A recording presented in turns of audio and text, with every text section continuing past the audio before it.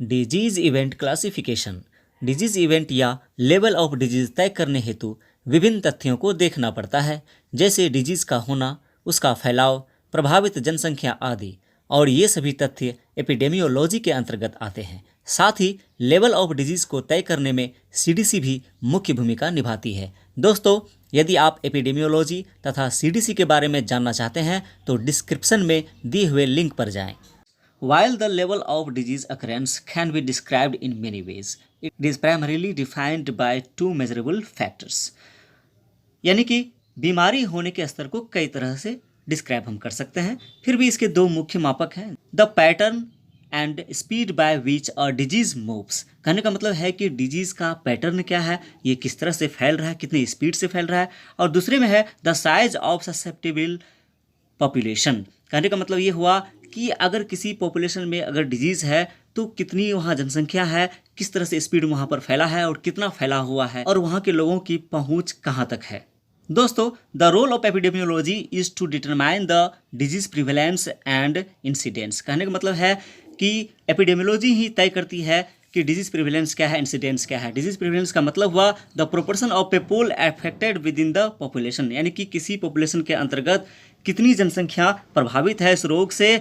और इंसिडेंस का मतलब है the occurrence of disease over a specific period of time, यानी कि किसी एक निश्चित समय में डिजीज कितना स्तर तक बढ़ा है, किस स्थिति में है। आइए हम बात करते हैं डिजीज इवेंट या लेवल ऑफ डिजीज के विभिन्न प्रकार पर। This definition is based on disease prevalence, incidence, and the known or unknown disease pathways. There are several ways epidemiologists might describe a disease event in 7 terms. कहने का मतलब यह है कि सभी परिभाषाएं जो आधारित हैं disease prevalence, incidence, known unknown disease pathways पर। तो देखते हैं हम लोग एपिडेमियोलॉजिस्ट के तय किए हुए 7 लेवल ऑफ डिजीज जो निम्न प्रकार से है। नंबर 1 में है स्पोरैडिक, मतलब हिंदी इसकी होती है छिटपुट या कहीं कहीं या अनियमित रूप से। It refers to a disease that occurs infrequently और इरेगुलरली। कहने का मतलब है कि ये कहीं कहीं हो सकता है या अनियमित रूप से, या कोई रूप रेखा इसकी नहीं होती है, कभी कहीं ये बीमारी आ जाती है। यानी छिटपुट रूप से अगर कहीं कोई बीमारी होती है, ज़्यादा मात्रा में नहीं होती है, तो उसको हम स्पोरेडिक कहते हैं। इसके कुछ एग्जाम्पल्स है food borne pathogens such as salmonella और इकोली। सैल्मोनेला या इकोली इसके कुछ एग्जाम्पल्स है, इसे हम इमेज में देख सकते हैं। दूसरा लेवल ऑफ डिजीज है क्लस्टर, इसकी हिंदी मीनिंग होती है समूह या झुंड। Refers to a disease that occurs in larger numbers even though the actual number or cause may be uncertain. कहने का तात्पर्य यह है कि यह जो डिजीज है लार्जर नंबर में होता है, even though the actual number or cause may be uncertain, यानी इसकी जो एक्चुअल संख्या क्या है या इसके क्या मुख्य कारण है ये अज्ञात होता है, इसके बारे में हम पता नहीं कर सकते हैं। इसे क्लस्टर ग्रुप में रखा जाता है। इसके कुछ एग्जांपल्स है cancer cases often reported after chemical और न्यूक्लियर प्लांट डिजास्टर। ये अक्सर केमिकल या न्यूक्लियर प्लांट डिजास्टर के बाद होता है। इस तरह की हम संख्या ज्ञात नहीं कर सकते हैं, इसे हम क्लस्टर कहते हैं। दोस्तों, तीसरा प्रकार है एंडेमिक की। हिंदी मीनिंग इसकी है स्थानिक।